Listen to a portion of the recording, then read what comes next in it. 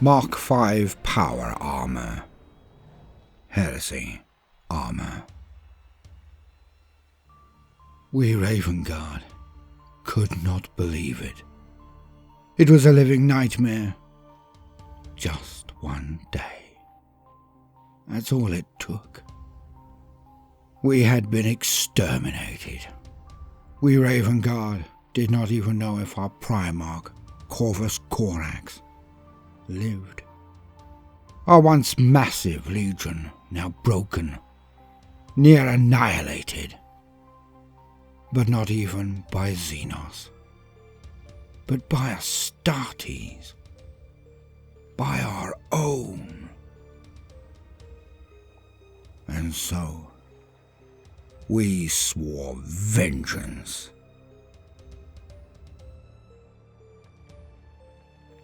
And now, an incredibly brief word from the sponsors of this video. Literally 2 minutes. Let's do this. What does a wee chap to do when the big kids appear? Nothing less than utter self-aggrandizement. That's what. Yes, I am now Lord Baldermort. And you can be too, with established titles. The sponsor of this video. It's simple. The company sell you a tiny plot of land in Edelston, Scotland, and that gives you entitlement through an ancient Scottish custom to be henceforth addressed as a laird, or lord, or lady. But honestly, it's a great gift for a friend or family member, a mark of deep respect or a good jape, depending on how they receive it. But it is always in good spirits, and a deeply thoughtful or even last-minute gift. So why not get in a tiny bit of early festive joy and put a present in the bank to put under the Christmas tree? And established titles fund planting of a tree for every purchase, with trees for the future, somewhere in the world, to aid with reforestation. So, on credit cards, plane tickets, dating profiles, and the like, the sky's the limit, and it's a great lark. Go to the links in the description and put in Lord Baldermort and help support the channel, because established titles are now running an early Black Friday sale, plus 10% off for any purchase with the code Lord Baldermort. Thanks to established titles for sponsoring this video. Now the first 200 people purchasing a title pack using my link will effectively be next to my plot. We can build our own little Warhammer kingdom, so let's take over Scotland inch by inch. So smash the links in the description to this video and get a friend, partner, or even yourself made into a lord. And thanks for that. Now, back to the story.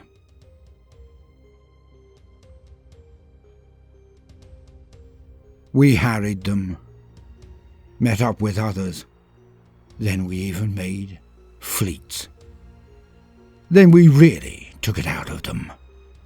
The Iron Warriors, Death Guard, Night Lords, World Eaters, Alpha Legion, Word Bearers, Emperor's Children, and of course, the Sons of Horus. They had all turned traitor. We could not stop their inward rush to terror. Nothing could. But we could hurt them. We were dubbed the Shattered Legions. The Iron Hands, the Salamanders, and we Raven Guard. Strangely, despite how different we all were, it worked. It worked well. Finding each other scattered out in the void of space, we clustered. And we hurt them, all right. Treacherous scum.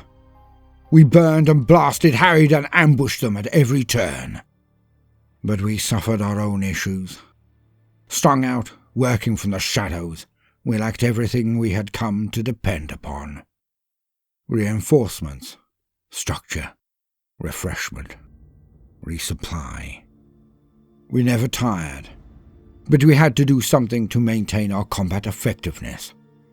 So we adapted quickly and innovated. The priests of Mars and our own tech brethren tried, but we could not maintain all of our war gear. And as time went by, without resupply or support, we had to break the rules. We had to take what we wanted and cobble together what we could. We never received the Mark IV power armour, as many legions did. Now we knew why. How long had the War Master been planning this? How long had he been a traitor, biding his time until the Emperor's back was turned? Was it months, years, or even decades? The thought repulses me, brings up my gorge to rise in my throat. No, not even that viper could lie to the Emperor's face. No. But either way, we never gained the improved marks of warplate. Divvied out by the War Master, they all went to the legions who turned, and our formation was deep behind enemy lines. We had heard of a new mark of armour, swift, agile by comparison to our Mark II or IIIs. Some said they were faster than even Mark IVs. But I won't know. All I know is that we performed minor miracles, and I was stood in one right now. The Mark V powered armour. My new, but not quite shiny, warplate. A hodgepodge of sets, all then augmented by the Mechanicum. Bolts to keep the extra body plate sponded, added defence against traitor fire. But they gave the suit a menacing veneer, and this worked well for us at start. They, the enemy, they didn't know what we wore, didn't know our weak points, and this helped. Eventually they started making their own suits of 5, but not for a long time. My own Mark V armour is far better than any mere 3 for toughness, better senses, if not as good as those on the vaunted Mark IV. But it is hard. Servos at different places, bundles stronger than Mark II or III, hence I am stronger than I was. But are we equal to those who wear Mark IV? Impossible to tell. Without having 2 identically skilled and experienced, strong and swift Marines to test against one another, I've literally no clue. All I know is that without this armour, without this new version of plate, I'd be dead 10 times over. It's all power armour, right? Only to those who do not fight in it, and do not die in it, or even because of it. I've beaten Mark IIs to the trigger, outlasted those wearing Mark III in slugging matches. But we've fought hard, perhaps harder than them. They are so many. So is it warplate or experience that makes the better Marine in the furball? Because, and I've never dreamt I would ever say this, even think this. Never. It's wrong. But I am one of the best Marine killers out there now. And this fact makes me wish to weep. If they had not all done what they have done, if they had not turned traitor, and they deserve everything I can met out to them, and more.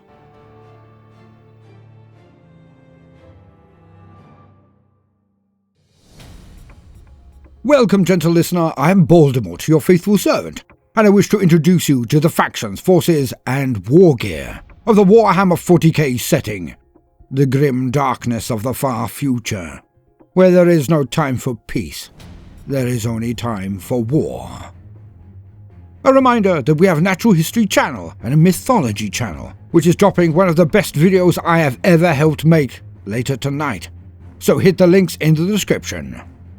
And we have super thanks. If you enjoyed the video more than usual, you can always flick me a coin. Or Patreon, of course. Now, let us proceed. For today, continuing our run, we are to look at the mighty Mark V suit of warplate, the Horus Heresy power armour. It is a unique mark, as it was not lovingly and exactingly designed to the nth degree, then sent out to the legions.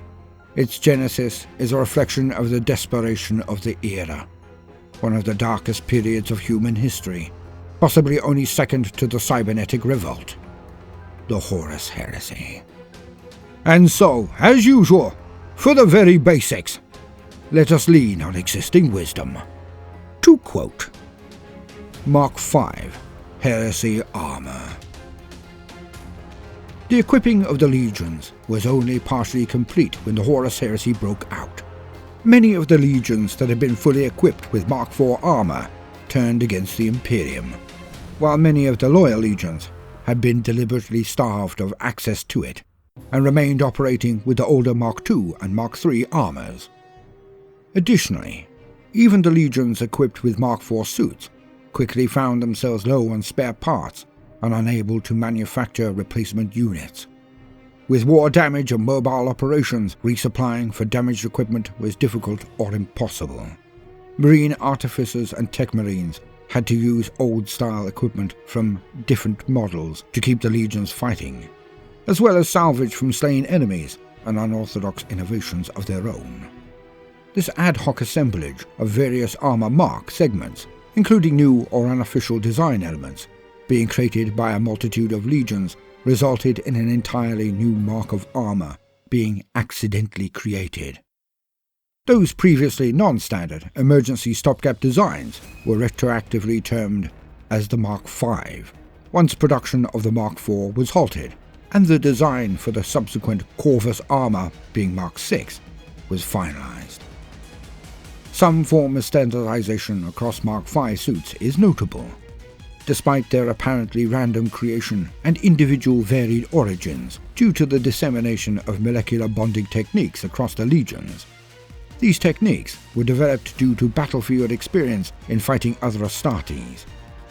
Astartes, or Space Marine plate, needed to be proof against their own penetrating weapons, and it was discovered that power armor would benefit from additional reinforcement in this regard. All sorts of improvised additional armor can be seen on Mark V suits, but the most common technique was to affix additional layers of armor with the aforementioned molecular bonding studs. This relatively quick and simple technique effectively added another ablative layer to marine armor suits. The extra weight this generated would prove considerable, however, which placed a strain on power supplies.